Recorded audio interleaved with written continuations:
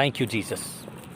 आज का वचन हम बाइबल से यूसुफ और उसके जीवन के बारे में देखेंगे। यूसुफ के जीवन में हम देखते हैं परमेश्वर का वचन में ऐसा लिखा है, एक बार यूसुफ रात के समय में सोया हुआ था और उसको एक स्वप्न गिरता है। एक स्वप्न उसके अंदर, वो खेत के अंदर पुले बांध रहा है और वो पुले अपने आप से खड़े हो गए। ऐसा एक स्वप्न उसने देखा और दूसरे दिन सुबह जब वो अपने भाइयों से मिला और अपने भाइयों को बताया, दिखाया कि मुझे ऐसा ऐसा स्वप्न गिरा है, हम सब खेत में काम कर रहे थे, एक पुला खड़ा हो गया, मेरा पुला खड़ा हो गया। तो जब वो भाई लोग सुने और उनको लगा, तू सोच रहा है कि तू हमसे बड़ा होगा, तू हमसे आगे बढ़ेगा, तू हम सबको ऊपर राज करेगा, ऐसे सारी बातों का एक बहस वहाँ पे होता है। तो लोग, भाई लोग, सारे लोग सोचते हैं कि इसको हम मार देंगे, क्योंकि उसका पिता, यूसुफ का पिता याकूब, वो भी यूसुफ से बहुत प्यार करता था। तो वो लोग सोचते थे कि इसके जीवन में हम सबसे भी ज़्यादा बाप इसको प्यार करता है, तो क्यों ना हम उसको मार देंगे, ऐसा सोच रहे थे। और वो लोग सोचकर यूसुफ को एक बार मौका पाते हुए देखकर उसको मार कर गड्ढे में डाल दिया, ऐसे वचन में लिखा है। बाइबल कहता है जब यूसुफ ने स्वप्न को देखा और उस स्वप्न को उनके भाइयों के साथ बांटा, तो भाई लोग खुद उसके अगेंस्ट में खड़े हो गए। प्रियो, बहुत बार हम जब आगे बढ़ते रहते हैं हमारे जीवन में, हमारे ऑफिस में, हम जहाँ पे काम करते हैं, जिस जगह पे भी हम रहते हैं, वहाँ पे जब हम आगे बढ़ रहे हैं तो बहुत सारे रुकावटें आते हैं, ऐसे ही रुकावट।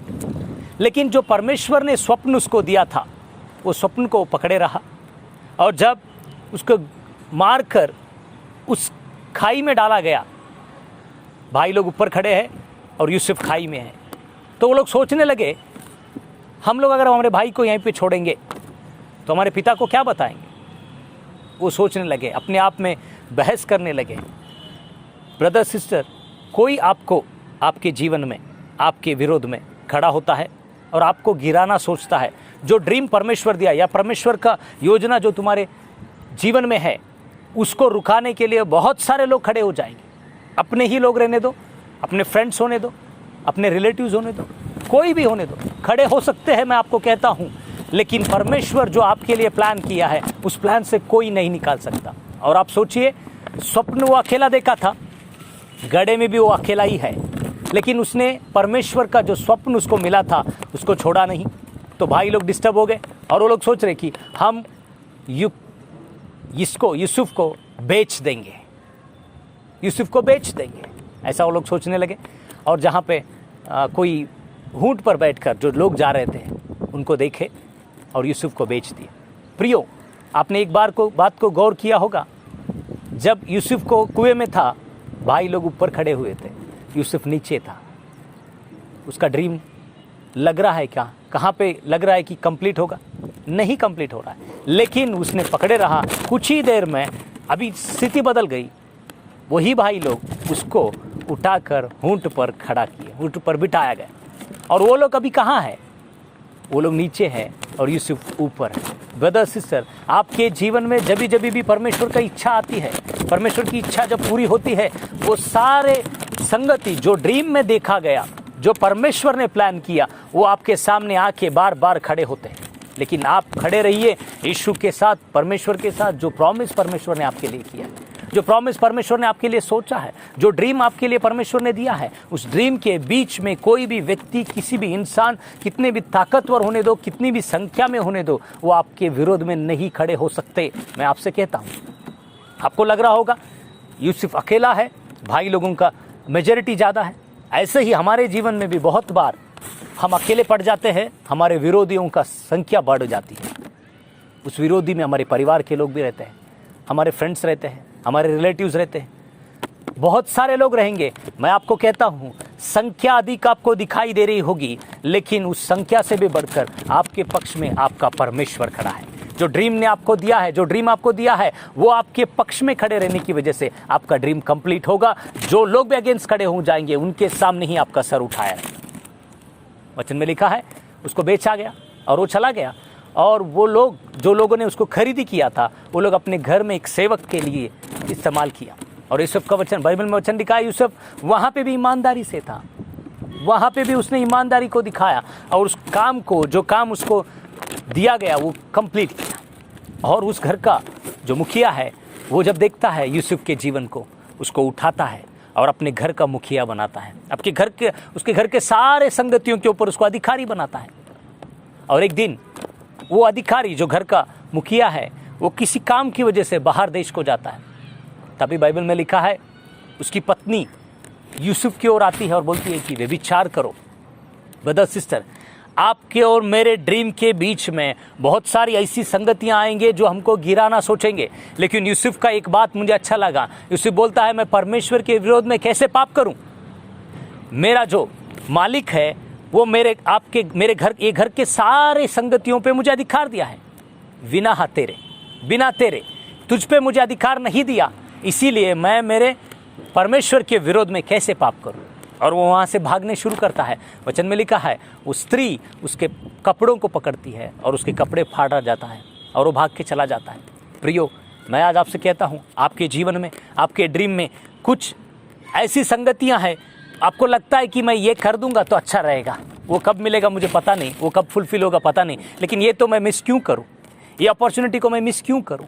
लेकिन वो अपॉर्चुनिटी शायद हो सकता है कुछ देर, कुछ समय, कुछ घंटों का आनंद आपको दे सकता है, लेकिन जो ड्रीम परमेश्वर दिया था या जो परमेश्वर आपके लिए सोच कर रखा है, वो कंप्लीट नहीं होगा जब आप ऐसी संगतियों को गिरेंगे, ऐसी संगतियों को गिरेंगे। आप याद रखिए, परमेश्वर यीशु मसीह जो चाहता है वो ड्रीम, या आपके लाइफ के लिए जो ड्रीम है, वो ड्रीम अनकम्प्लीट होता, क्योंकि आप बीच बीच में जब गिरते हो, बीच बीच में आपको बहुत सारा टेम्पटेशन आएंगे, शोधनाएं आएंगे, लेकिन आप रखो परमेश्वर पे भरोसा, जिसने उसको ड्रीम दिया है, और वो कंप्लीट करेगा। और जैसे ही वो भाग के गया, बाइबल में लिखा है, उसको पकड़ा गया, उसके ऊपर दोष लगाया गया, उसके बाद उसको जेल में डाला गया। बाइबल में लिखा है, जब वो जेल में था, देखिए उसका ड्रीम कहाँ कंप्लीट हो रहा है। आपको लग रहा होगा कहाँ पे ड्रीम कंप्लीट हो रहा है, कहाँ पे उसके पुले खड़े हो गए हुए दिखाई दे रहे हैं? कहीं भी नहीं। कुछ समय में दिखाई देता है, उसके बाद चला जाता है। लेकिन जब वो जेल में है, बंदी गृह में है, वहाँ पे भी वो ड्रीम्स को बोल रहा है, बहुत सारे ड्रीम्स लोगों का बता रहा है और दिखा रहा है, उनको बोल रहा है कि ऐसा ऐसा कंप्लीट होगा, ऐसा ऐसा रहेगा। एक बार एक ड्रीम राजा को गिरता है, और वो ड्रीम भी राजा को ड्रीम और ड्रीम का मतलब क्या है नहीं समझ में आता है। तो जब यूसुफ को बुलाया जाता है, और वचन में लिखा है, मैं बहुत सारा समय आपका नहीं लूँगा। आप सब जानते हो परमेश्वर का वचन कैसे कंप्लीट होता है आपके जीवन में। अगर आप अकेले हैं फिर भी कंप्लीट होगा, यही बात को मैं आपको बताना चाहता हूँ। यूसुफ ने खड़ा हुआ और यूसुफ उस ड्रीम से होने वाले सारी संगतियों को बता दिया। तभी वचन में लिखा है, यूसुफ को उस राजा ने अपने राज का अधिकार दिया। ब्रदर सिस्टर, आपका ड्रीम, आपके बारे में आपका सोच, या परमेश्वर जो आपके लिए ड्रीम रखा है, वो ड्रीम कंप्लीट होगा। कोई भी कारण होने दो, कोई व्यक्ति खड़े होने दो, कितने लोग भी खड़े होने दो, लेकिन जहाँ पे परमेश्वर आपको बिठाना चाहता है वहाँ पर वो बिठाएगा। जहाँ पर आपको रुकाना चाहता है वहाँ पर रुकाएगा। जहाँ पे आपको जॉब देना चाहता है वहाँ पर जॉब देगा।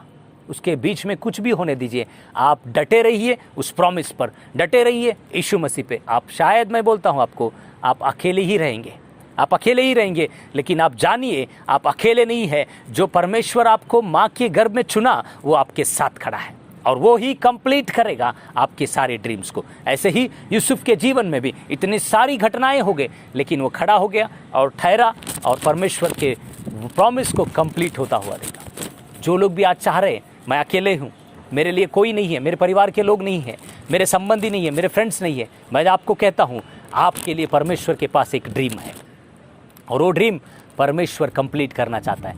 क्या आप परमेश्वर के पास खड़े हैं? परमेश्वर के साथ खड़े हो जाएंगे?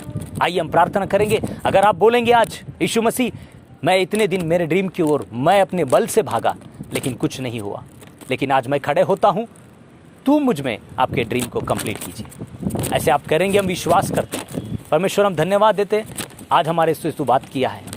तेरे वचन के अनुसार हमने यूसुफ को देखा और यूसुफ के संगतियों को देखा। हम विश्वास करते हैं वही परमेश्वर, तू हमारा परमेश्वर है। हमारे जीवनों में भी ऐसे ही तू हमको उठाएगा, और जो तेरी इच्छा है उस इच्छा के अनुसार हम जीने के लिए सहायता कर। सारा आदर महिमा तुझे देते हैं, यीशु मसीह के नाम से प्रार्थना मांगते हैं, सुन और कबूल कर पिता।